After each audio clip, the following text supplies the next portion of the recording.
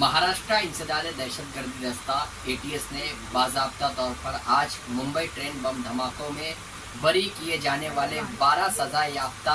मुजरिमीन के खिलाफ बाज़ाब्ता तौर पर सुप्रीम कोर्ट में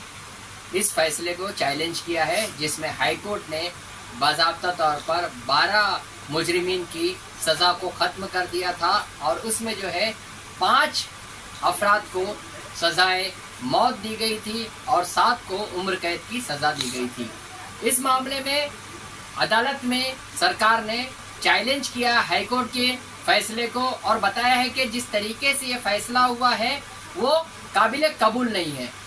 इस मामले में सुप्रीम कोर्ट ने अर्जदास को कबूल कर लिया है और इस पर समाज जो है 24 जुलाई को तय की गई है।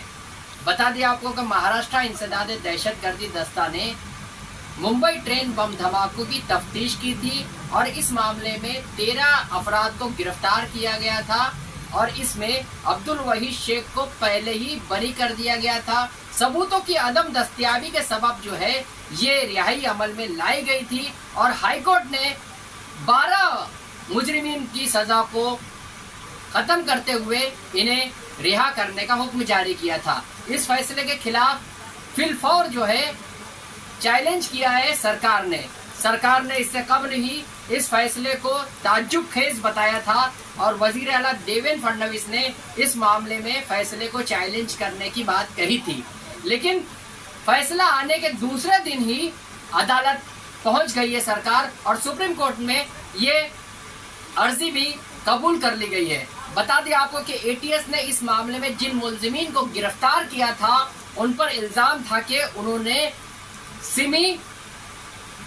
लश्कर तैयबा और आईएसआई के साथ मिलकर मुल्क के खिलाफ साजिश रची और बम धमाका किया। इस मामले में एटीएस ने जो चार्जशीट दाखिल की थी उसमें यह बताया गया था कि इसमें जो है एक हिंदुस्तानी शहरी और एक पाकिस्तानी शहरी यहाँ पर बम धमाके में शामिल थे और ट्रेन के डब्बों में ये दोनों जाते थे और वहाँ ट्रेन में बम नस्ब करने के बाद ये उतर गए थे और ऐसे में जो ये बताया गया था कि मोहम्मद अली के घर पर जो है बम धमाके के लिए इस्तेमाल किया गया था और वहाँ जो है प्रेशर कुकर में बम नस्ब किए गए और फिर इसे जो है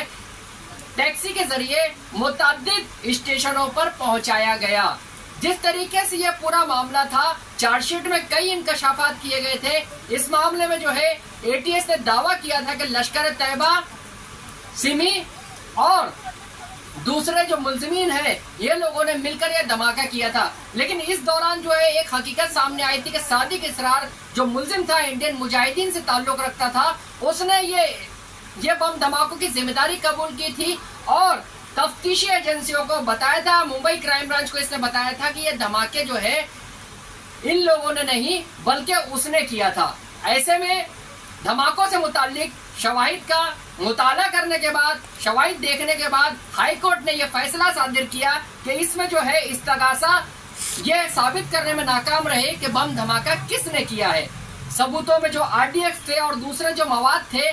उनको भी ठीक तरीके से पेश नहीं किया गया, जिसके बाद हाई कोर्ट ने यह फैसला दिया और तमाम मुलजिमीन को बरी कर दिया गया। अब सुप्रीम कोर्ट में फौरी तौर पर ये मामला चलाया जाएगा और इसकी समाअत जो है 24 जुलाई को होना तय पाई है। इसमें यह बता दें आपको कि जिन मुलजिमीन को गिरफ्तार किया गया था उन्होंने 19 साल तक जो है जेल में कैदोबंद की जिंदगी गुजारी और 19 साल के बाद जो है ये फैसला आता है कि वो बेकसूर है। तो ऐसे में ये बम धमाका किसने किया, ये सवाल पैदा होता है। जहां के इंसाफ की खास रिपोर्ट।